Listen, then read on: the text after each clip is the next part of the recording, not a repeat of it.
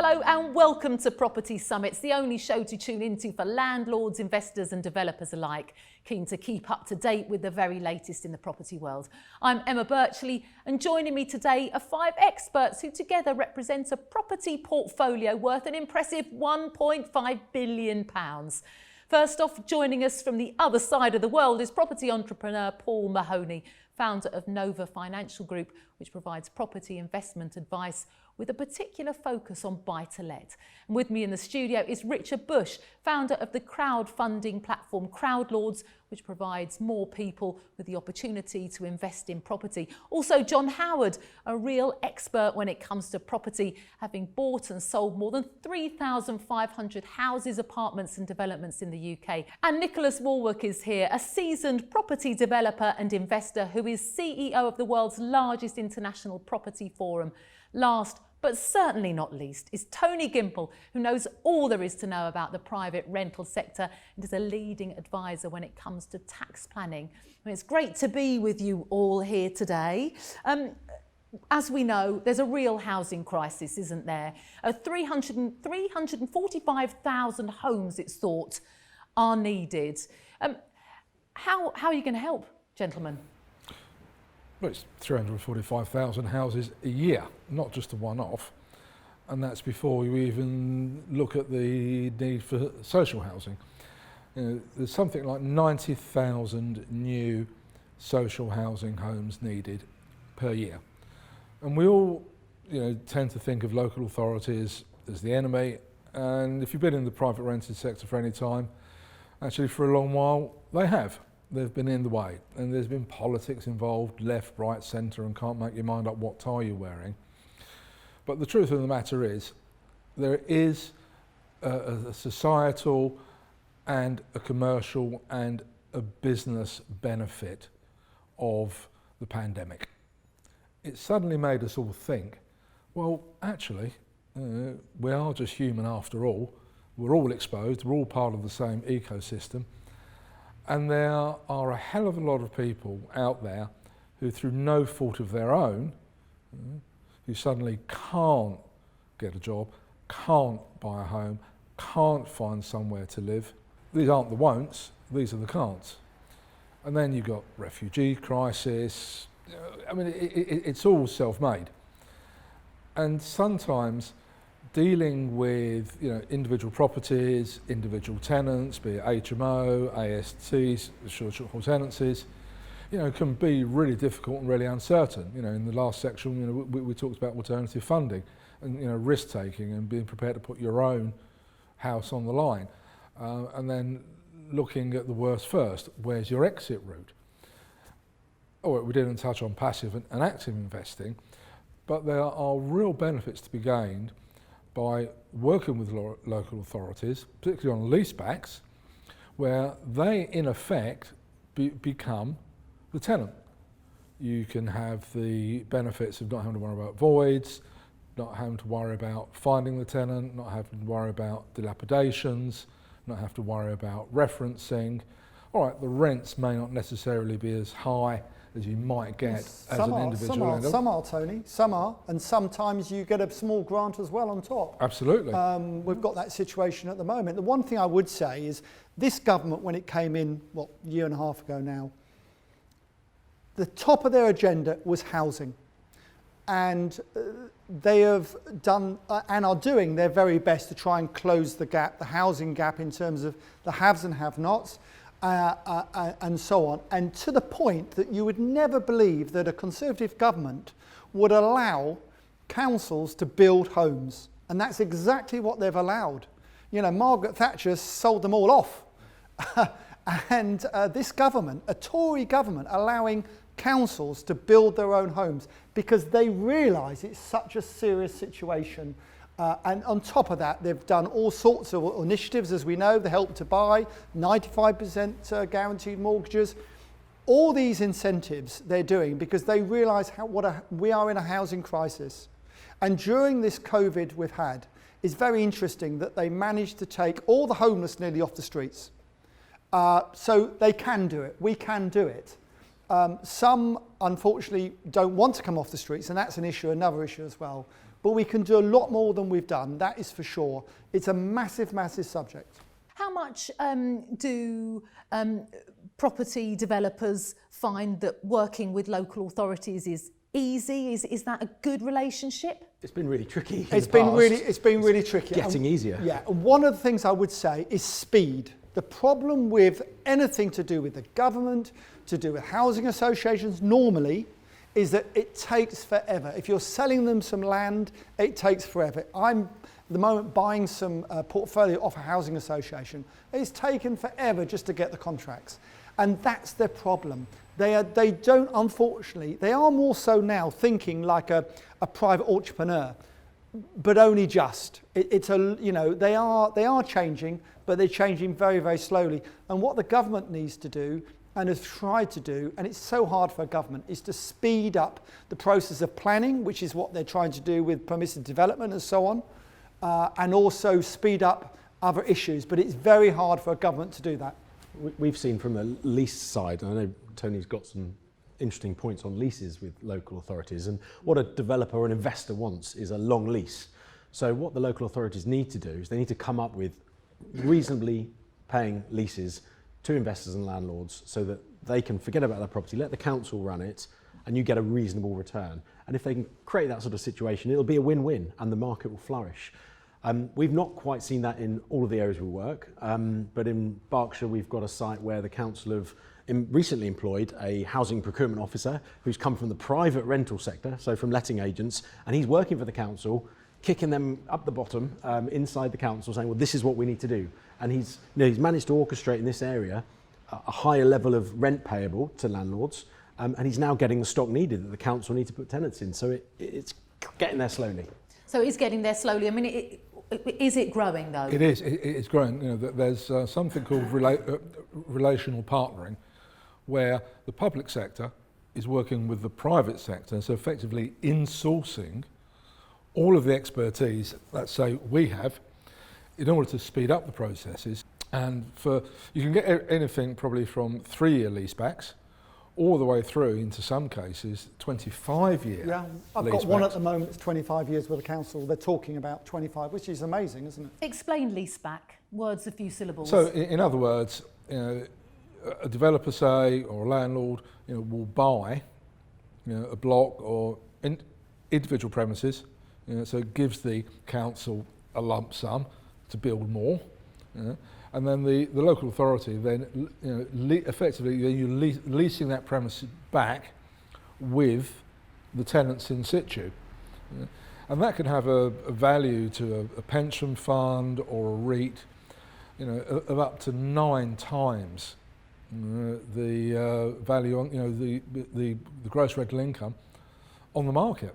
So we were looking at one the other day, chuck in, say, £1 million, that could be leveraged 4 times, so you've now got £4 million.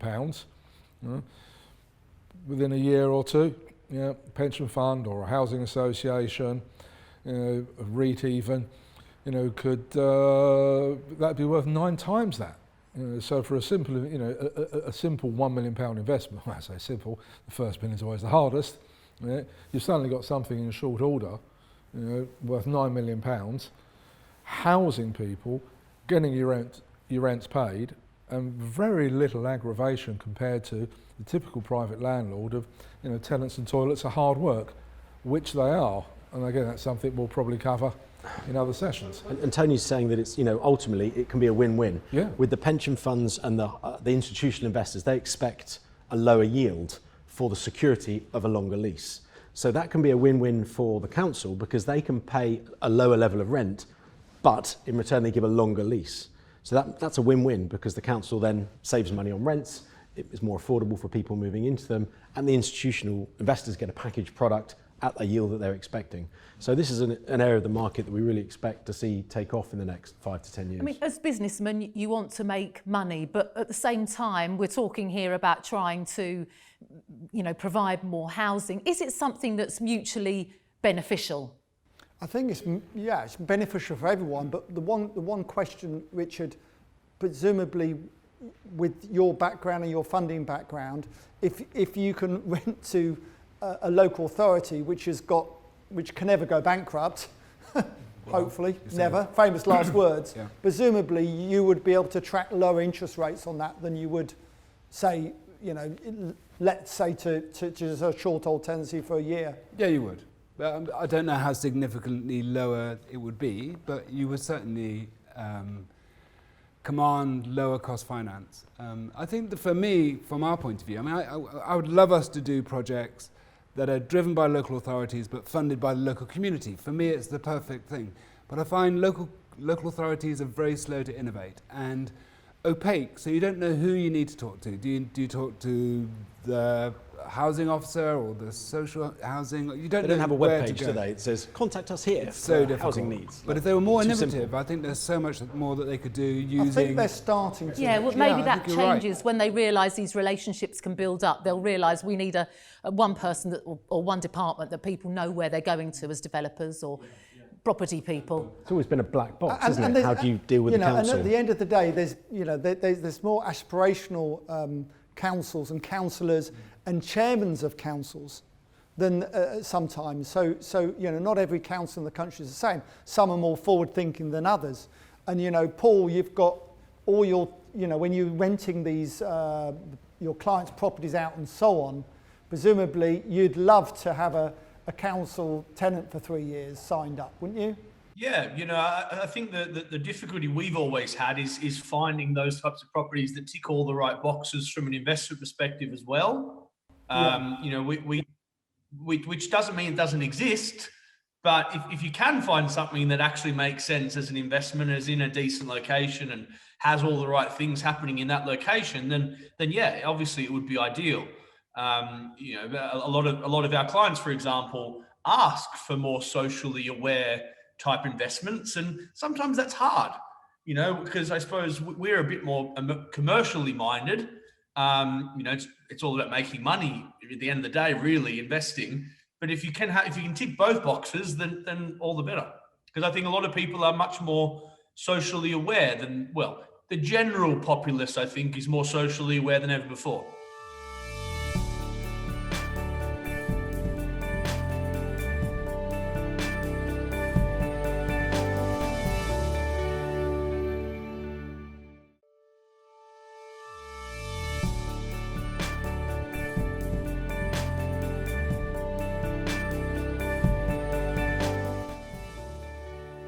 So, Tony, do you need to be socially aware to want to go for one of these kind of deals, working with a local authority rather than the more commercial kind of side of things? No, I just think you have to be aware. What with environmental issues, sustainability issues, global warming, having zero impact homes, having a properly actually just society where you have aspiration, where you have social mobility. It's all business at the end of the day. We've gone past the point where you can barter my labour for a handful of sugar or a pint of beer. But you say you can't barter, Tony, but actually with the local authorities, what I've learnt is that they've got different departments. So they've got, if they want to house young people, it might be some sort of assisted living they might need some support. So they might have, say you rent them 9 flats or 3 flats, one of the flats might be for, the manager to assist them. So you've got all that sort of thing. The councils have to pick up all the social problems in a town. And it's very expensive for them to do so, but they have to do so. So they have to house, hundreds of young people perhaps in one city. Somehow, and that's where private landlords can really help, and you will get a higher rent because of the people they're putting in there. So it just depends. I've got an initiative I'm doing along with an MP at the moment where we are putting older people back into town centres. That's the idea. So on the first and second floors of these town centre shops, we're looking to put older people back into them, which ticks a lot of the government boxes. So, for instance, they're coming out of houses, which means that young families can take over those houses, and we're putting them into assisted living in a way, because we're allowing them to have they're going to have a communal lounge and so on, but actually putting older people back into town centres who don't need to drive, who can walk to the shops, all sustainable. So that's just another way in which, and we're hoping to get a grant from the government for it. So that's just another way of how it's all changing. Everything is changing. At what point was that conversation started? So did you own the property and then you had the conversation, or was it I got a call from one of the local MPs and said, look, we'll put it in Norfolk and Suffolk. We're trying to put a fund together, John. Would you like to be involved on the residential side, where the government are very keen to get these town centres back into, a lot of shops have gone in the last few months. And they want to get an initiative to put residential back into town, get town centres back alive again, and get to get older people back into town centres. That was my thought, because young people in town centres is fine, but of course socially, they can cause issues and problems, whereas older people don't tend to. So it ticks all the boxes the government want. So with the pandemic, are you saying that we're potentially going to see a more elderly population coming into the cities and larger towns, the younger people moving out? Well, I think there's a balance of that, because the whole point of our idea, we're going off the subject slightly, but our idea is that we're releasing houses, and we're working with the Housing Association, releasing houses that young families can move into, and putting people into smaller, more self-contained accommodation in a town centre. So it does tick a lot of the government boxes, so we hope to get some funding for it. Going on from, you mentioned sustainability there, and this is a general discussion about doing the right thing. What impact have green requirements had on things? Made things very expensive. But does that knock on to the price that people pay, or are you having to suck that up? I mean, how's that working? Well, that's market conditions, but I mean, for me, a lot of it is good. Some of it is way over the top and unnecessary, and it's very expensive to do. I think we're in a tricky time in the market, where we've got increased regulation and increasing regulation, eco-type regulation, fire regulations, EPCs, energy certificates, gas electric certificates, all getting higher standards. I've just changed a load of fuse boards in a load of our properties for the new metal ones. They're expensive, aren't they? Plastic's not allowed anymore, but it was fine 5 years ago. So it is expensive.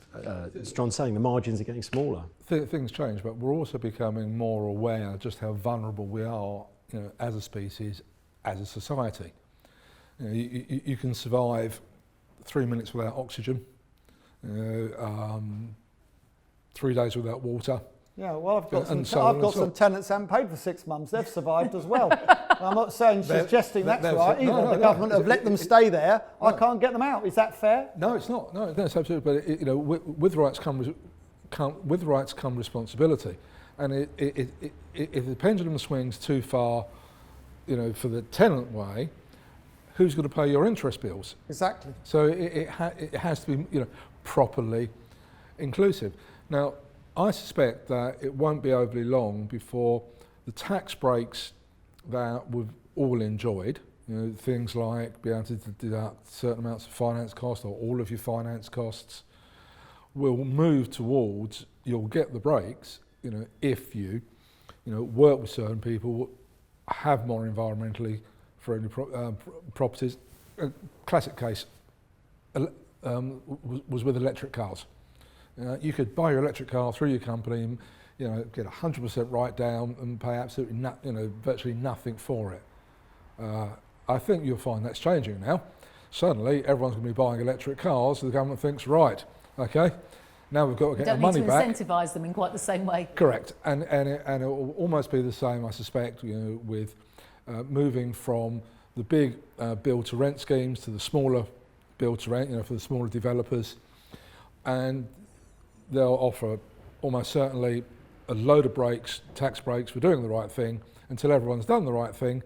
Then the state protection racket steps in once more and says, right, we've all done it, you've had your breaks, now we need to tax it. It's the same with solar panels. You had these huge feed-in tariffs encouraging you to put solar panels on. Now that's next to nothing. There's still a benefit for doing it because you use less energy, you're saving money on your energy bills. And it's good for the planet. And it's good for the planet. Of course, that's what we're talking about here. But if there's you not look at some as of much the as an people, incentive. some of the clients, say Paul has, where private landlords, and I don't mean sort of people like us perhaps, but perhaps more smaller landlords, people who perhaps might have 1 to 5 properties, they've shortened the council lists and they've reduced the housing problem in this country by a lot.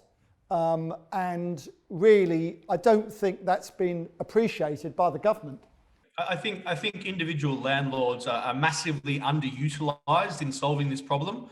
And I think part of the reason for that is the vilification of landlords in the eyes of, in the UK in general. I think aside from landlords, everybody hates landlords. And I think that's come from a very old, only the rich being landlords. Now, that's not the case anymore. There's well over 1 million landlords in the UK, and most of them are what John described, 1 to 5 properties that is part of their kind of retirement fund. For example, as you mentioned, I'm in Australia at the moment. In Australia, they incentivise landlords to buy new properties because, of course, when you buy off plan, for example, that funds the development, that helps that development be delivered. And if it weren't for investors a lot of the time, those developments wouldn't be built. So, for example, here you get tax benefits for buying new properties. So that encourages landlords to buy new, which brings new supply to the market. I think that's something that could really help the UK boost this major supply issue. But there's many other ways that landlords could be better utilised. There's a big pot of money there that landlords have, or that potential landlords have. But unfortunately, a lot of the policies haven't gone that way because they wouldn't be popular in the eyes of people who can't afford to buy their own home. Don't you think, though, that sometimes for private landlords, there's a certain reluctance to provide social housing? Well, I think partly so, because obviously over the year, let's be quite blunt about it.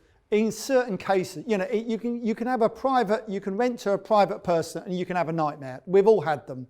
But it's perceived that if you let to a council tenant, someone on the council waiting list or whatever who needs a home, that it's riskier in terms of how your property is going to come back to you, whether it's going to be in such good condition. Now, of course, what you must remember, if you're renting through the council sign the lease, it's up to the council to refurbish it and give it back to you in the same condition that you let them have it. It takes that risk away. So it takes that risk away. So really, I would urge people, if they've got the opportunity to rent via the council, you've got no commission to pay. The rent's paid straight away. You've got no other costs. So and you'll get a market rent, if not slightly better in certain cases. No. And you don't have voids either. And you don't have any voids. voids. So the tenants tend not to move on so much. And if they did, I suppose the council cover it anyway. It's also the issue isn't just limited to social housing. I think it flows down because when there's a lack of supply in general, it's generally the people at the bottom that suffer most.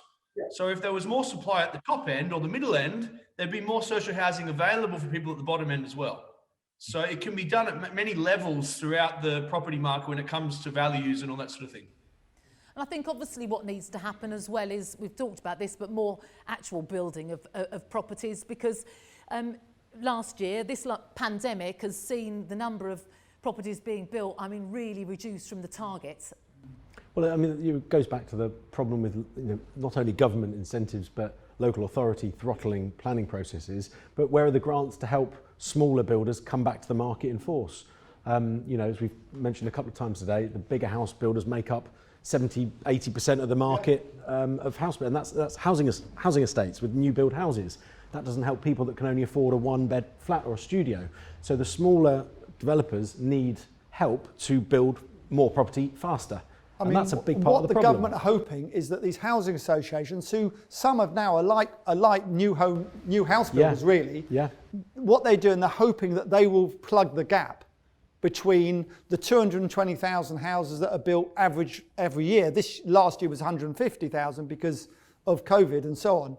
between that and the 375,000 they need. That's what they're hoping to do. What about lenders becoming landlords? In the press recently, Well, we've yeah. heard that Lloyds is going to become Yeah. potentially a huge Absolutely. landlord. What's your opinion on that, Richard? Is that something you're going to get into, becoming a landlord? Well, we do. So we fund rental properties, whether they're student rental properties or buy-to-let portfolios, and investors share the ownership in the same way as we do with development. So exactly. So is that like a co-ownership then? It is co-ownership. It's clever, isn't it? And I think local authorities could do that, you know, in collaboration with developers and funders and renters, The biggest and problem be with the councils coordinator. is they're not very good. It's like a government. They're not very good at spending money. Or innovating. They just Or need innovate. to They innovate. spend too much money, and it takes too long, and it's left to private entrepreneurs like the people who watch these shows to plug the gap. Is the truth. I think what we have heard today is that the collaboration is growing between Yes. the private landlord and the local authorities, and hopefully with more of that it will help solve what most definitely is a housing crisis. Thank you so much for your thoughts, gentlemen, and to you, Paul, in Australia. Thank you all. Sadly, we have run out of time. That's it for now. See you next time.